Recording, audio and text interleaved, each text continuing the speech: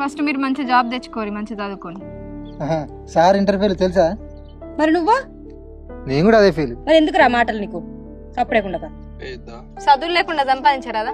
సంపాదించచ్చు, ఎందుకు సంపాదించరాదు? ఇగో ఈ station level మెడల చైన్లు గుంజచ్చు, ఆ ట్రైన్లలో చాయ్ చాయ్ ఆ చిప్స్ పల్లి పల్లి అని అమ్మచ్చు. ఎందుకు సంపాదించరాదు? అంతేనారా? అంతే. అరే అవునా, నీకు గుర్తుందా కౌంటర్ మీద నేను కూర్చుంటా అని చెప్పినా నువ్వే అమ్మకరావాలి, అర్థమైందా? గుర్తుంది కదా నీకు? సార్ మీరే కౌంటర్ మీద కూర్చుంటా సార్, అప్పుడప్పుడు మీరు కూడా అమ్మాలి. నేను నీకు ముందే చెప్పిన కౌంటర్ మీద నేనే ఉంటారా, బట్టి గిట్టి మొత్తం నేను చూసుకుంటా, తయారై నీకు మొత్తం ట్రైలర్ సహరిస్తా అని చెప్పిన. నువ్వు కొత్త మాట్లాడుతున్నాయింద్రా?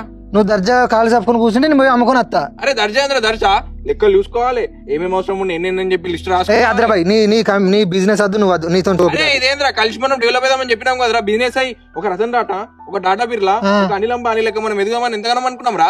అబ్బా మీరు కాలు చెప్పుకొని కూర్చుంటే అనిల్ అంబానీ నేనైతేనా? అరే నీకు ముందే నీకు మ్యాథ్స్ రాదు, నేను అంతో ఇంతో నేను తర్వాత పాస్ అయినా, నువ్వు అది కూడా పాస్ కాలో. నీ దొంగ చిట్టీలు పెట్టి పవర్ పాస్ ఇంటర్మీడియట్ లెక్కల మాస్టర్ పెద్ద. నీకు తెలియదు సౌమ్య, ఆయనకి ఏమూ రాదు, ఆడు పెద్ద వేస్ట్ కాడు.